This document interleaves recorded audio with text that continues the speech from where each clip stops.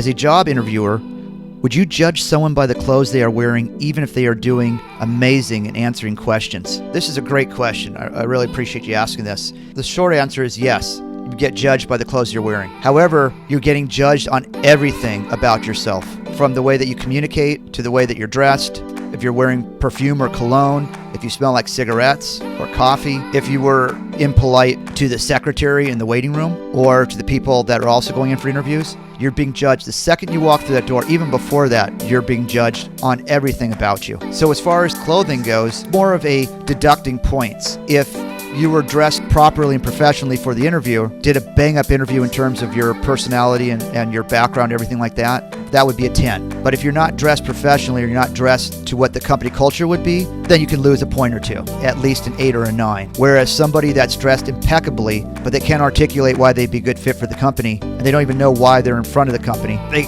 end up getting 1 point for being dressed appropriately. So that's still a 1 to your 8 or 9 if you're not dressed professionally. So the question is, are you being judged? Yes, you're being judged. How much would it affect you? Well, that varies.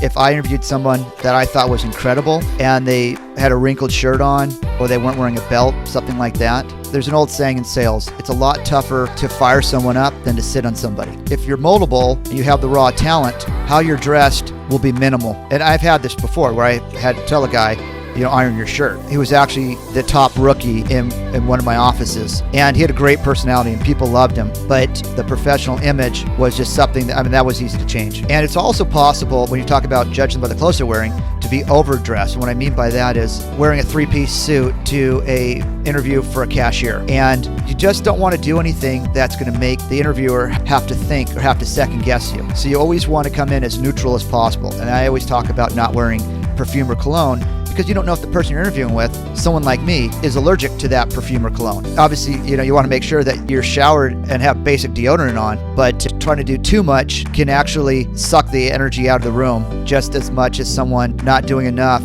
which just kind of a thud. There's no energy. So you want to be that person that is neutral. I hope this helps. If you'd like more clarification, please send me a direct email to andrew@askasalesrecruiter.com. And if you found what I had to say of value, please subscribe to my YouTube channel. I'd appreciate it. And tell a friend. Thanks.